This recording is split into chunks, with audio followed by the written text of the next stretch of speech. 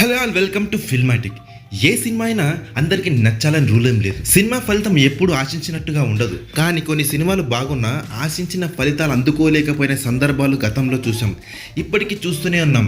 ఇంకా కొన్ని సినిమాలు సోగా ఉన్న బాక్స్ ఆఫీస్ వద్ద కాసుల వర్షం కురిపిస్తున్న సందర్భాలు కూడా మనం చూస్తూనే ఉన్నాం. ఇప్పుడు మైథలాజికల్ టచ్ ఉన్న సినిమాలకి, ఫ్యాంటసీ జోనర్లో రూపొందిన సినిమాలకి మంచి డిమాండ్ ఏర్పడింది. ఇటీవల వచ్చిన కలికి 2898 AD ఆ జానర్లో రూపొందిన సినిమానే. అడ్వాన్స్ కాన్సెప్ట్తో తీసిన సినిమాకి అక్కడక్కడ ఫ్యాంటసీ టచ్ ఇచ్చాడు దర్శకుడు నాగశ్విన్. అది బాగా వర్కౌట్ అయింది. బాక్స్ ఆఫీస్ వద్ద కలికి కాసుల వర్షం కురిపించడానికి ముఖ్య కారణం అదే. ఈ మధ్య ఇలాంటి సినిమాలు బాగానే వస్తున్నాయి. గతంలో కూడా కొన్ని సినిమాలు ఫ్యాంటసీ జోనర్లో వచ్చాయి, కానీ బాక్స్ ఆఫీస్ వద్ద అవి అనుకున్న ఫలితాలు ఇవ్వలేదు.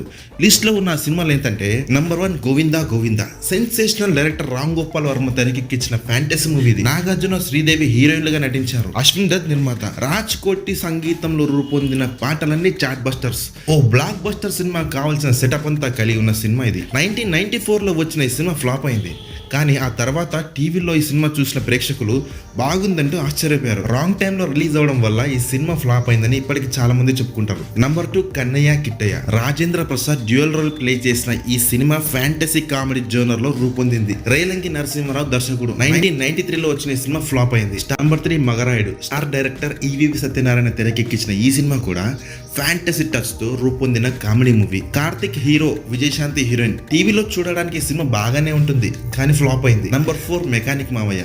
రాజశేఖర్ రంభ జంటగా నటించిన ఈ సినిమాలో ఎస్పి బాలసుబ్రహ్మణ్యం కీలక పాత్ర పోషించారు.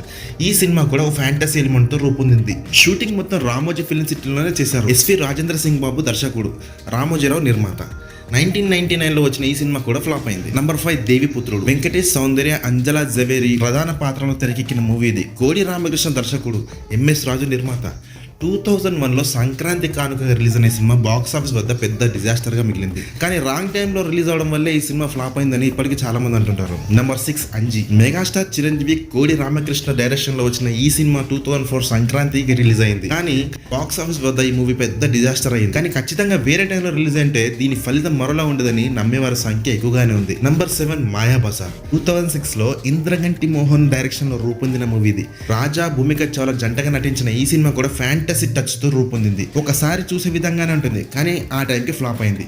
నంబర్ 8 బ్రహ్మలోకం టు యమలోకం వయా భూలోకం. శివాజీ హీరోగా, సోనియా హీరోయిన్ గా, గొల్లపాటి నాగేశ్వరరావు దర్శకత్వంలో రూపొందిన ఈ సినిమా ఫ్యాంటసీ టచ్ తో రూపొందింది. 2010లో రిలీజ్ అయిన ఈ సినిమా బాగానే ఉంటుంది, కానీ ఎందుకు బాక్స్ ఆఫీస్ వద్ద నిలబడలేకపోయింది. నంబర్ 9 ఖలేజా. ఈ టైటిల్ విన్నా చదివినా ఇది ఓ మాస్ మూవీ, ఖచ్చితంగా కమర్షియల్ ఎలిమెంట్స్ నిండుగా ఉంటాయి అనే థాట్తో ఆడియన్స్ థియేటర్కి వెళ్తారు.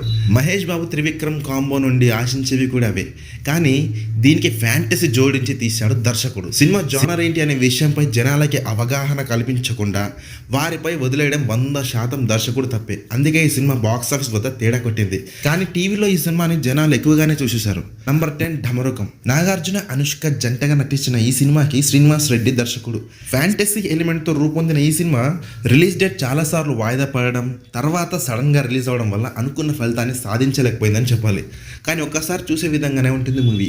మీ comments on this video please share me. Thank you for watching this video.